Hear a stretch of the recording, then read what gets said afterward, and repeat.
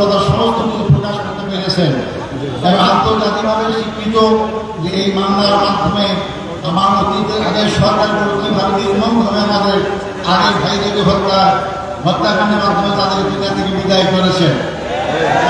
ভাই বন্ধুগণ, আমি এরপর ধন্যবাদ জানাতে চাই যাদের কারণে আজকে মুক্ত হওয়ার সুযোগ পেয়েছি। সেই 36শে জুলাই 5ই আগস্টে মহাবিপ্লবী নায়কদের জন্য আমি ধন্যবাদ জানাতে চাই। পরিশ্রম আন্দোলন তাদের মাধ্যমে স্বৈরাচার ফ্যাসিস্ট সরকারের পতন হতে বাধ্য সকল পেশাজীবী, সকল নারী পুরুষ, এমনকি শিশু বাচ্চাদেরকেও আমি দেখেছি তারা রাজপথে সেদিন নেমে এসেছিল। আমি ধন্যবাদ জানাতে চাই।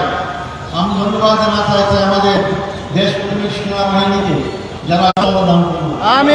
সম্মানিত ভাই বন্ধুগণ, আমি স্মরণ করছি অত্যন্ত দুঃখ বেদনা ভারাক্রান্ত হৃদয় যারা মানবতা ছিলেন সেই সন্তানদেরকে অন্যায়ভাবে হত্যা করা হয়েছে, জুডিশিয়াল কিলিং করা হয়েছে তাদেরকে।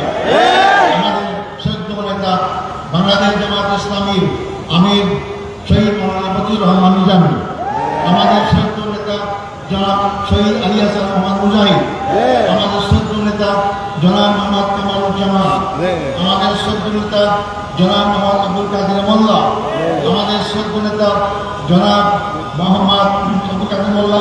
এরপরে সবচেয়ে দুঃখজনক হচ্ছে যে আমাদের সমাজ শ্রদ্ধার পাত্র সারা দুনিয়ায় পরিচিত আন্তর্জাতিক জাতিসংঘ আলমগীর হযরত মোহাম্মদ বিরাজুল সাইদিকে বিনা চিকিৎসায়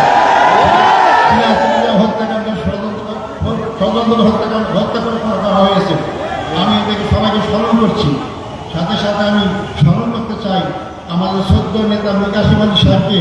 তাকে সর্বশেষ তার ছেলেকে গুম করা হয়েছে, দেখতে চেয়েছিলেন, তাকে দেখতে দেওয়া হয় নাই, তাকে কাছে ঝুলি তাকে হত্যা করা হয়েছে।